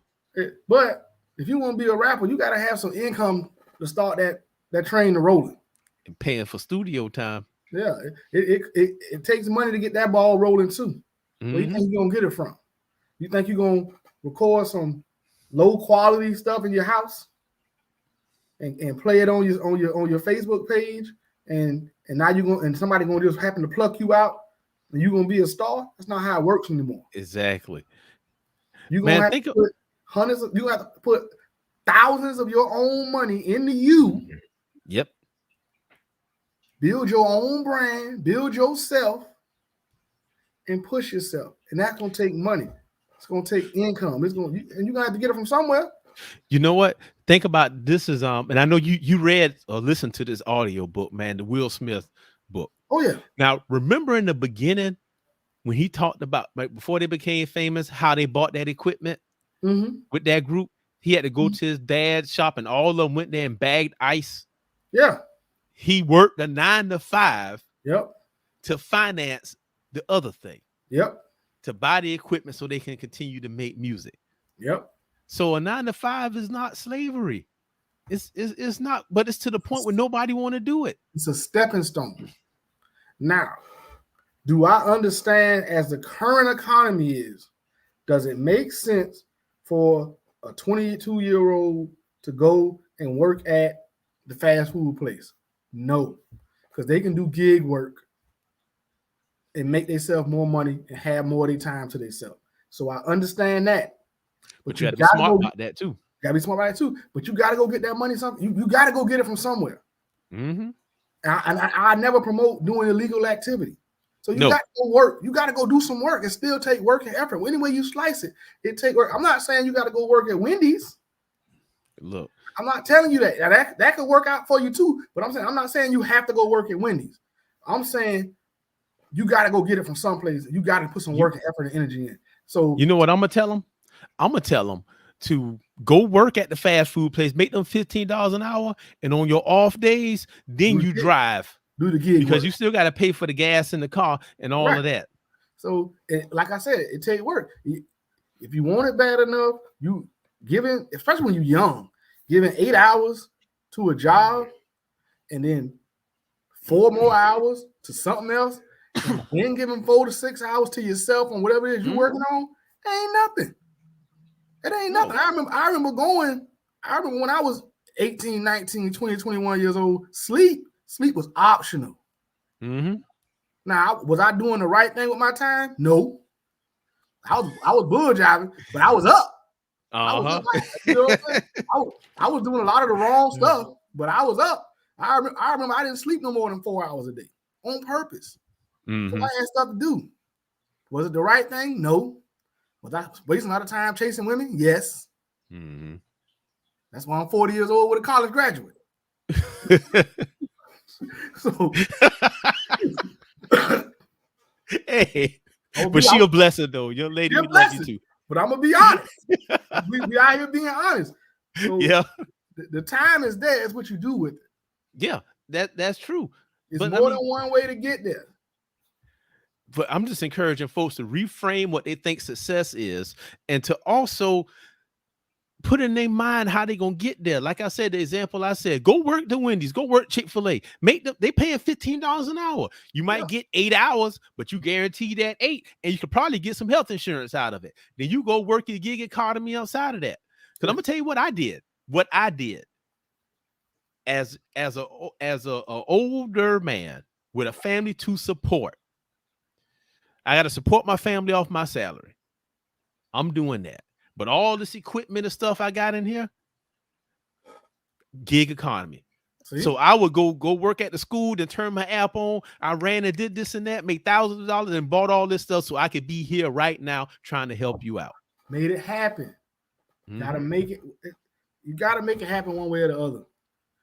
And you write 9 to 5 in slavery. That 8-hour job is a part-time job. If you don't believe me, do the math. Do the math. 8 hours a day, 5 days a week. Yep. 40 hours. It's 40 hours. How many hours in a week? 24 times 7. 24 times 7. It's a part-time job. 168. 168. It's a part-time job. You got 128 hours left. It's a part-time job. You got more. You got more in there. Hours left. It's a part-time job. Okay, I'm gonna give you 2 hours a day for getting up in the morning and getting back and forth to work. All right, so now you're down to 118 hours. Hey, let's say you sleep 6. That's 24. Okay, you sleep in 6. That's 6. That's 42. You still got 7. You still got 66 hours left. What you gonna do with them? We waste time doing a lot of things.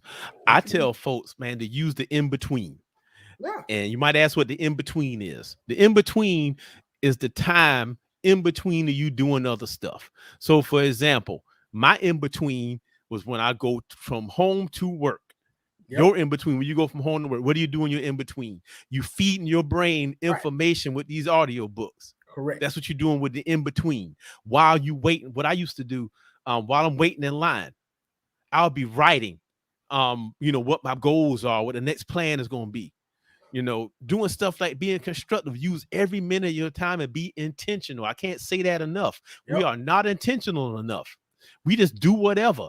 And we just like being lazy, sitting around, watching football all day and TV. But you can do both. When they call a timeout, then you do something else.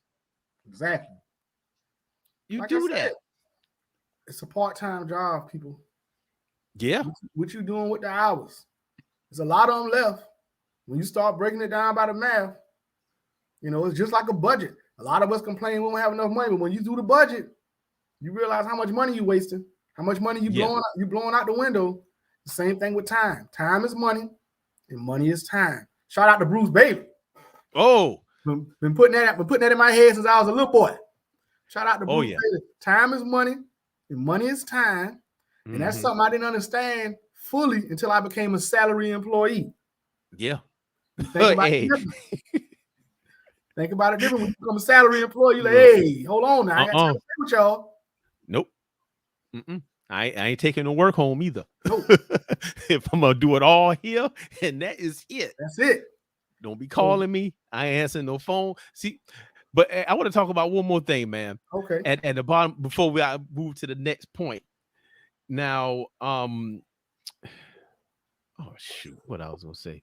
We was talking about entrepreneurialism. Because they say 9 to 5 is like everybody want to be an entrepreneur, but they don't understand. They have no earthly idea what goes into that, because if you don't want to work a 9 to 5, but guess what? When you have own your own business, you work at 9 to 9. And I'm not talking about 9A to 9P. I'm talking about 9P to 9P. Yeah. You own the clock all the time, and the money ain't what you think it's gonna be. Okay, you want to own your own business. I absolutely understand. That is my next iteration, is to have my own. But I've spent the last 20 years of my life learning how to run one. That's right. Seeing what's good and bad that these different companies do. Don't look at those 9 to 5 jobs as slavery or whatever. These are your learning opportunities. That's right. You learn that company did that. That's a great idea. This company did this. That's a good idea. Oh, they doing that. That's a bad idea. Yeah. You meet people, the other employees, you know what to look for and what not to look for in employees, because everybody gonna sell you that same dream. Oh, I want to work hard, I'm dedicated. And then you get them on the job and ask them to stay an hour late, and oh man, I got things to do. But they be trying to dodge you and slip out the door. But what I'm saying though is that know what you're getting into before you say that's what you want. Because everybody not cut out to have their own business. It's okay to work a 9 to 5. It is. Because if you're running your own business, it's a lot you need to know about. And this is why a lot of businesses fail, because people only know about the thing that they're good at, but they don't know about all the backroom stuff that go with it. Listen, just because you know how to bake a cake don't mean you need to open a bakery. You might just need to be the cake baker at the bakery. Because you don't have to worry. I got a partner, man. And I'm gonna bring him on the show. Because he's a positive fella, man. I've seen him grow over the past few years. And I want to get him on about setting goals. But anyway, he's a barber. And what he did is he had his mobile barber business. He had a website set up. You make the appointment. He comes to your house, cut your hair. Man, I had loved it. But he moved to an actual barbershop. And he said that, I asked him, man, how'd you get here? And he was like, man, I just, I always want to open my own shop, and I was looking for spots, but then they asked me to come on with them. So I came over here because I don't have to worry about all of the overhead. I don't have to worry about the licenses. I don't have to worry about none of that stuff. I just get my people to come in here, and guess what? I'm still going to do mobile barbering. You know what I'm saying? It's several levels to everything. Mm-hmm. That's why money can't be the goal. Say it again, bro. Say it again. That's why it's measurement, because the goal has to be, like you said before, contentment. Yeah, being content. I want to be content and happy with my life. Mm-hmm. Do we all need money to survive? Absolutely. That's the world we live in. But it can't be the be all end all to your happiness. So if this man can run his own mobile business when he wants to on his time and be in the chair, at the barbershop, most barbers, the good ones, they doing appointments now anyway. They book. Yep, that's what he do. So they set their own schedule. Mm-hmm. You your own man anyway. But like my barber, I know right now I better schedule my appointment for next. I'm scared to schedule because I took my normal schedule because of the COVID. So I'm not going in. But I got to get out there because he booked up. Yeah. So it's more than one way to skin a goose, but don't ever discredit the value in experience.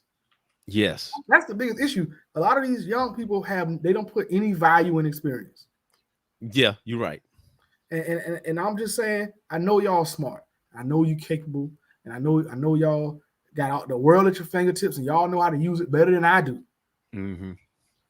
But there's value in experience. There's value in getting up, getting on the schedule, being at a certain place at a certain time, because it forces you to have some structure and build some structure in your life.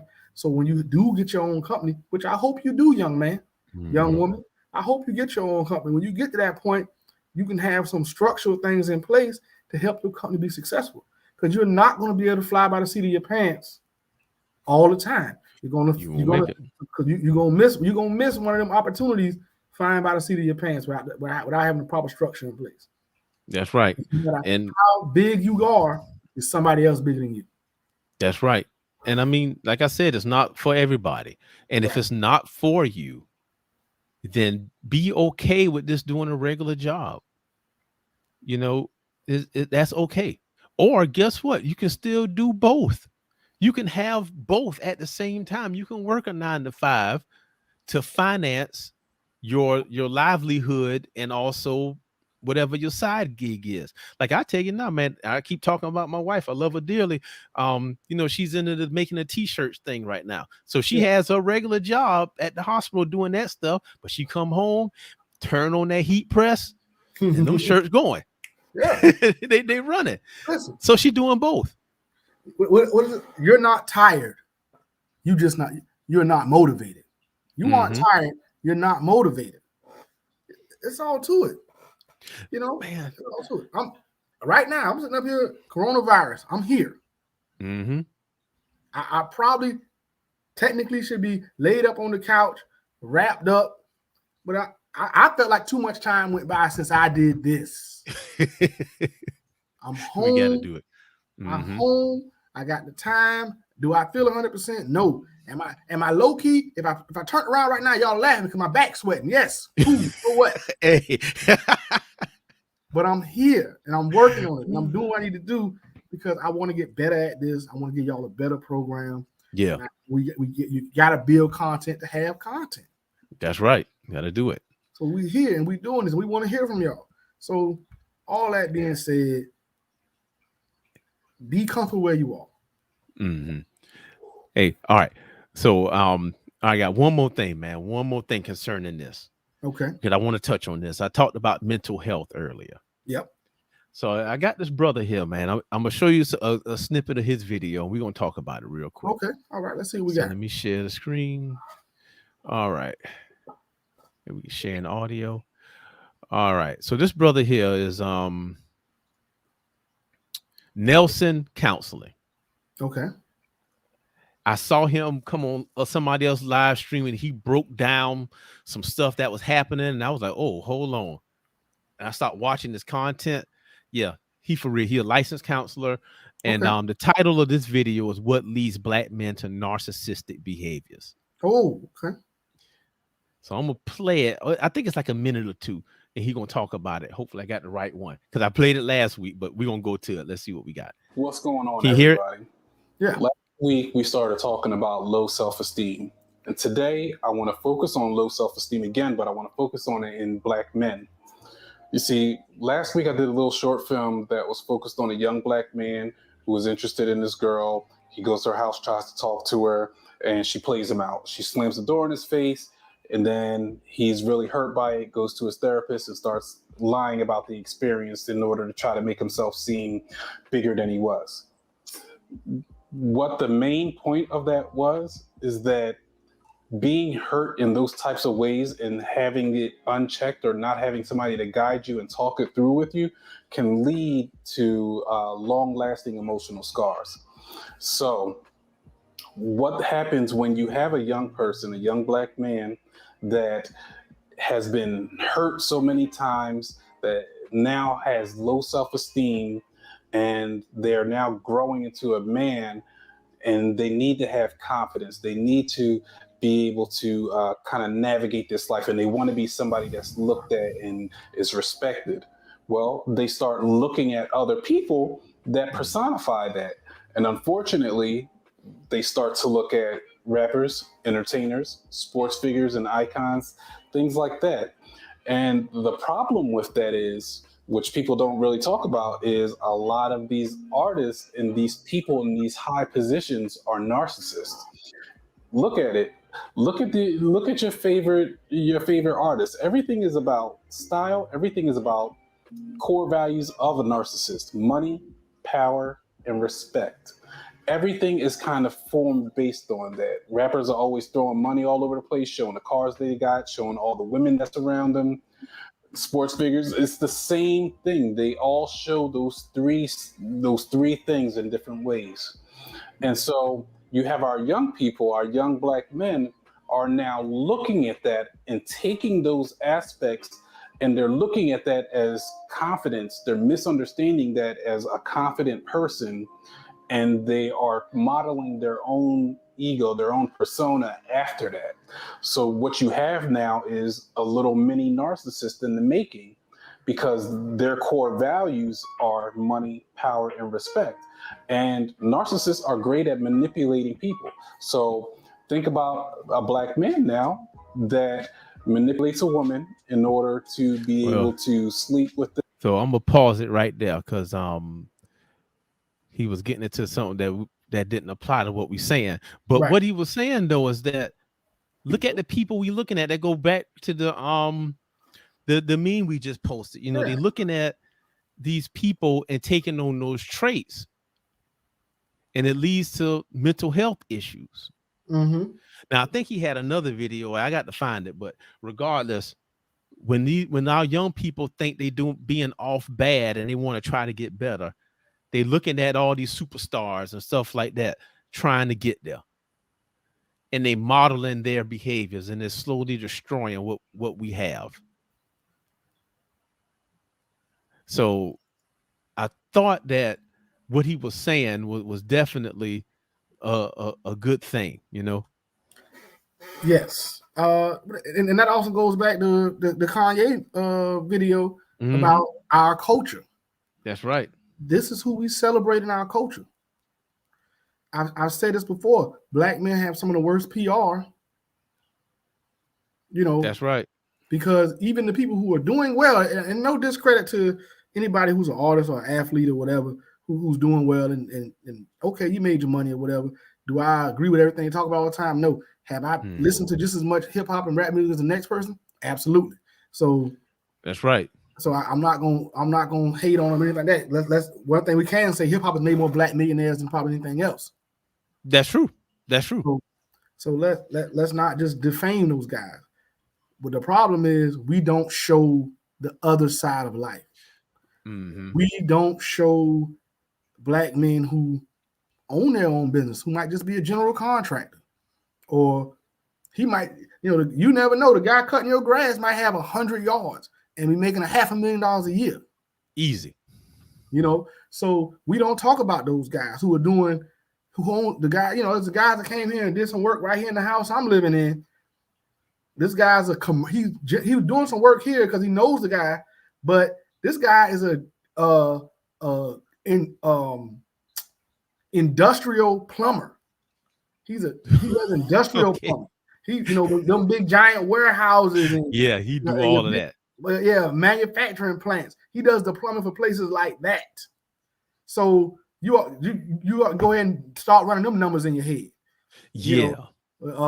So the unit he pulled up in to do the work here was $100,000 unit because he had to cut into the concrete. The house is old, had a big the old cast iron pipe underneath the basement, had to be cut out from underneath the basement. So he had to bring the big dog stuff in here. Wow. Yeah. So we don't talk about these types of people.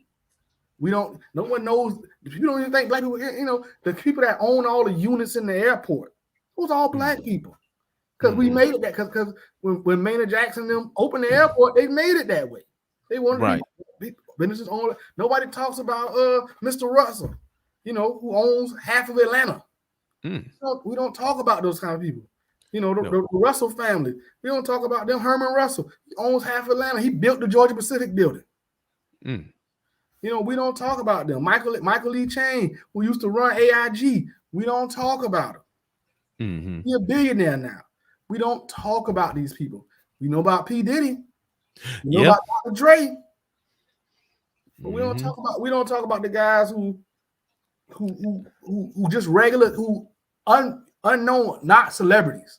Right. There's a lot of ways to get to it. So if you a young black man and the only people you see successful are those type of people, you're going to model yourself after the successful people that you see. Because we all want to be successful. You're not trying to be a narcissist. You're not trying to be a bad boyfriend, husband, whatever as he's about to get into. You're just trying to model yourself after the successful people that you've seen. That's it. But you have to I said this several times, be intentional. Yeah. Be intentional about who you hang around with. Be intentional about what you listen to. Be intentional about what you watch. Yep. Because what happens is these young folks, they watch and they consume this stuff and they think that that's how it's supposed to be. So like the doctor said, they emulate those things. That's what people do. People in general do that. This is who you see as successful. I want to be successful. I need to be them. We need better PR. We need more programs and more platforms of people that are successful, or at least talking to people that are successful, that are in a different image, in a different light.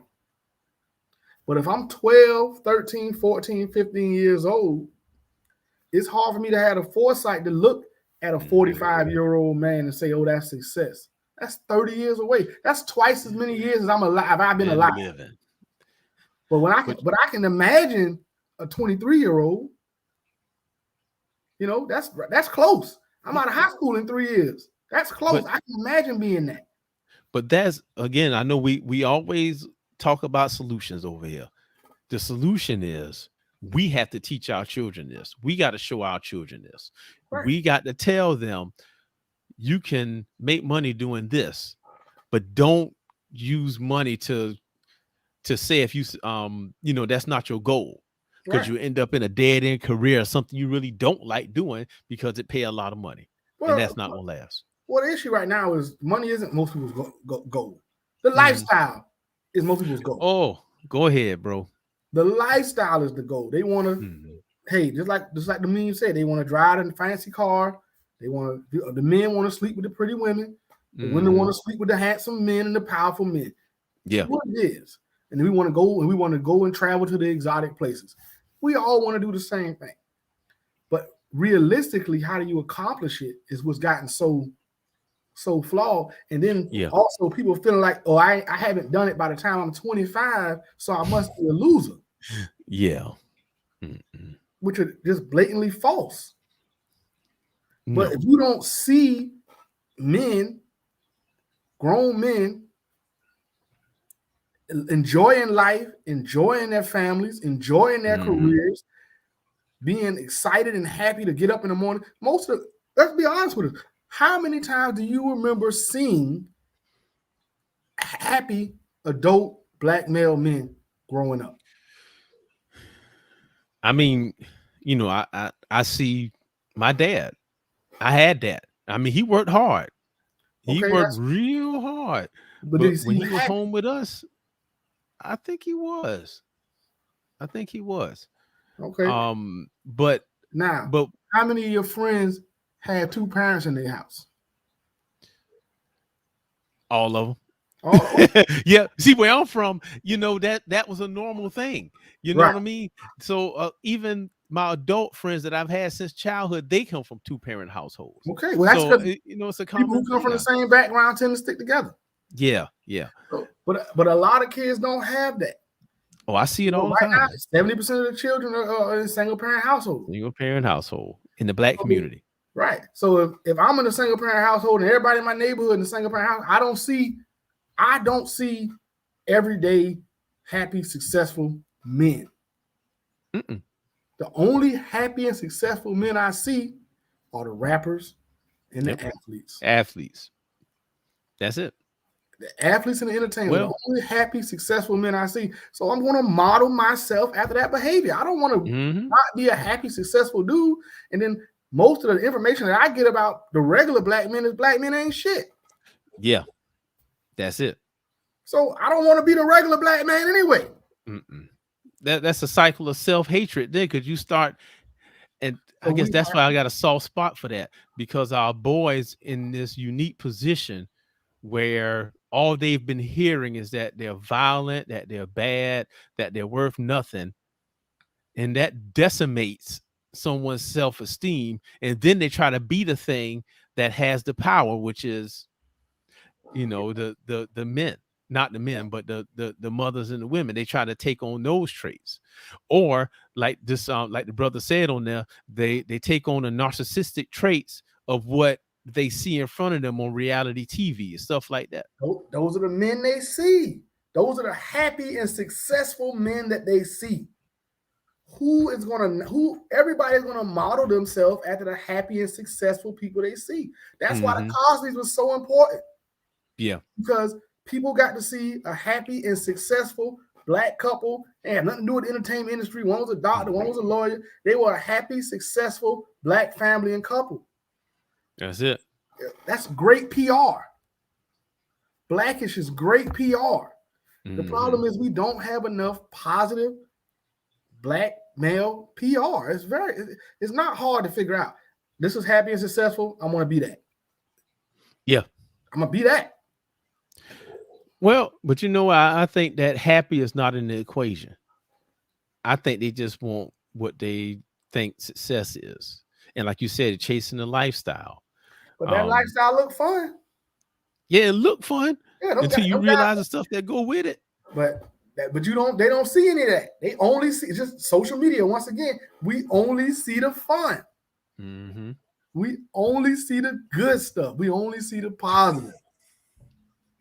We only see the fun. That's it. So they're gonna mimic and chase the fun. We got to give them. We can't say, hey, y'all shouldn't do that, and don't give them something else to aspire to. Yeah, replacement behavior. Right. And that's our job. Got to replace the behavior.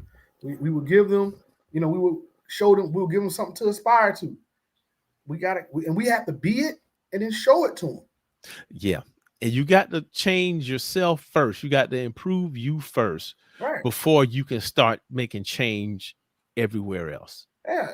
You have to. Black men, start walking around with a smile on your face. I know I was as well. I know we was raised to be hard. Mm-hmm. The world is hard, and we had to face it hard. The young men and the young women need to see black men walking around with a smile on their face. Yeah. Walk around like you are in control of life, like you're not beat down by it, like it hadn't run you over. Walk around with a smile on your face. I know I'm the same way. I come from the same area. You had to walk around hard all the time. Yeah. Stop. It's a flawed. Yeah. It's a flawed. It don't work. System. It doesn't work. It don't work. Children need to see us be happy and positive and moving forward in life, like we can conquer it. That was again, I'm referencing 48 Laws of Power again. That was one of the laws of power. Make things appear to be easy. So you don't have to walk around mad all the time. You walk around like it's nothing, like you do this every day. Every day.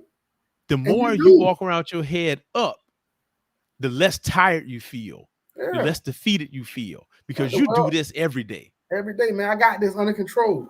The world beat us down, man. We walk around like the world beating us down. I can understand from a kid's perspective. Like, man, why I want to be that? Why I want to be 40, either single or in a bad relationship, barely scraping by, and nobody knows my name, and nobody's going to remember me. Why would I want to be that?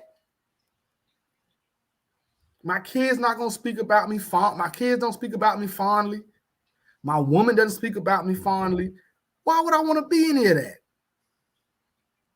So we have to change what we're showing them as men. Yeah. So they can say, man, look, I don't know everything about everything, but man, he got his woman, he got his kids, he got his house, he got his cars, he walk around with a smile on his face. He dressed well when he come out the house. He speaks like he knows what he's talking about.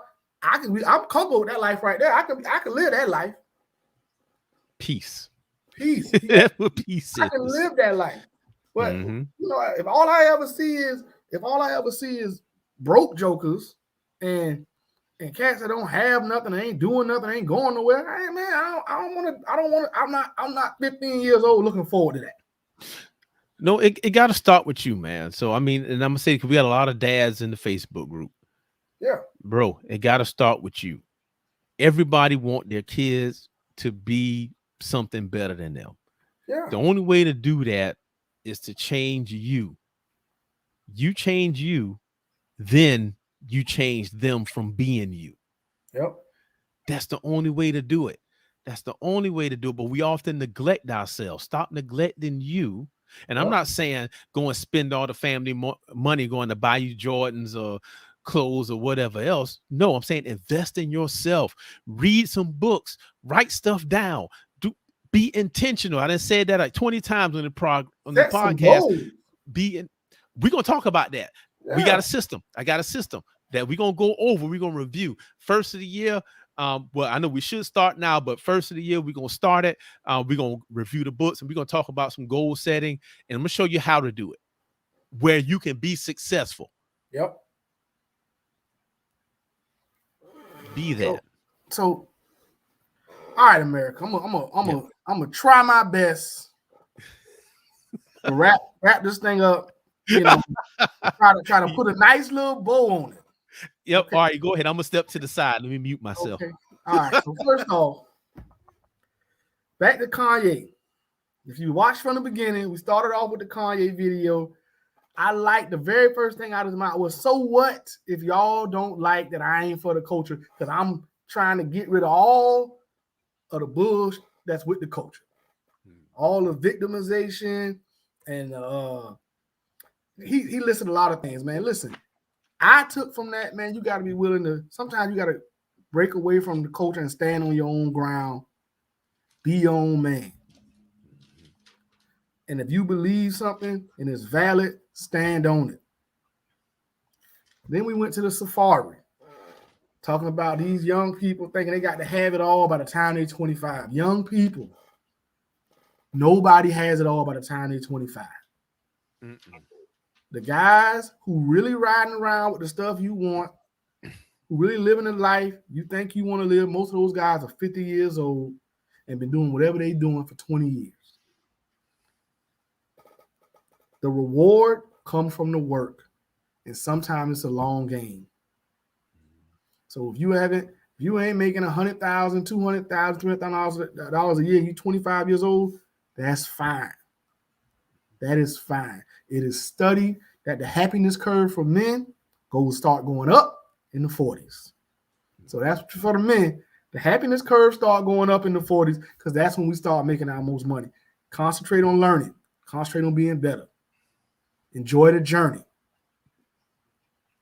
Enjoy the journey. And in closing, I know what you see, the black men that you see having the most fun, with the most power, living the best life, getting the most respect, are the athletes and the entertainers. What you don't know is a larger group of men that laugh at them. Because the guys like myself, a little older than myself, by the time those guys get our age, they done shot their load. They through. They done. All of that fanciness that they had, they're a joke now. Nobody remembers the guys who were the celebrities when I was your age, young man. Nobody remembers them. If they do remember them, they laughing at them. They making fun of them. That's a flashy lifestyle. Get rid of the flash. Stop worrying about flash and worry about what's real and consistent. And find some older brothers, some older men who enjoy their life and be around them and learn from them. As a black man on my end, I'm going to enjoy my life and continue to build my life better and give you something to aspire to. Thank you, America. Thank you, young man, young woman. I love y'all. Doc, what you got? Man, you said it all. I can't follow that up, so I'm not even going to try because you said all the things, man. The only thing I'm going to end with is, fellas, remember, book study is coming. You want to be a part of that. You want to be there. This is how you make yourself better so you can make your family better. You can make your sons better. You can make your daughters better, and you can help your community through building yourself. So 48 Laws of Power, January 2022. Right. If you don't have the actual book, get you an audio book, sign up for Audible. They got free trial. You can get a book for free and listen to it while you on the way to work and back. Just do one chapter at a time. If you have trouble with that, let me know. I'll help you get it. We got the big things coming with that. You want to be a part of this, so do that. Furthermore, if you're part of our Facebook group, go ahead and join that. It's a lot of powerful men in that group. A lot of powerful men. Military leaders are in that group. You got educators in that group, truck drivers, entrepreneurs. All of them are in that group. Become a part of that. And then for the selfish plug, go to the YouTube channel and subscribe. We're trying to get the message out there, trying to do some powerful things to help men and boys and families. So help us out. And that's all I got. We love y'all. Sir, you matter. You are important. Hold your head up and believe that. That's it. Thank y'all for joining us one more time on the Book of Man. Follow myself on Instagram, J Sims the Lion, J Sims _ Lion. Follow Doc on Instagram. Again, subscribe to the YouTube channel. We got a lot of videos there. Tell us what you think. And please join the Facebook group and join the conversation. We love you. We out. Out later.